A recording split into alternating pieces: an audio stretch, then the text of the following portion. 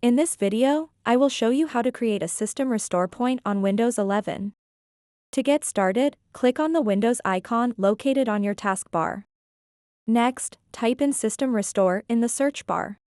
You will see several options appear. Click on Create a Restore Point, which should be listed as the best match. Now you'll be taken to the System Properties window where all available drives are displayed. If you notice that protection is turned off for any drive, select that drive first. Once selected, click on Configure. In this new window, you will see options regarding system protection. Select Turn on System Protection. After making this selection, click Apply and then hit OK to save these settings. Now that protection is enabled for your selected drive, you'll notice that a Create button has appeared. Click on it. A dialog box will pop up asking for a name for your new restore point. It's important to choose something easily recognizable, perhaps include details about why you're creating it or today's date.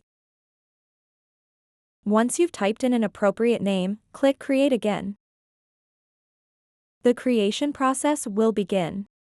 When it's done, you'll see a confirmation message saying the restore point was created successfully. Click Close to finish up this process. Now that you've created your first restore point, remember that you can easily return to this state by clicking on the System Restore button anytime you need it. So that wraps up this tutorial. If you have any questions about this whole process, please let me know in the comments section below. And if this video helped you out, please give it a big thumbs up and subscribe to this channel for more tutorial videos like this one. Thank you so much for watching and have a good day.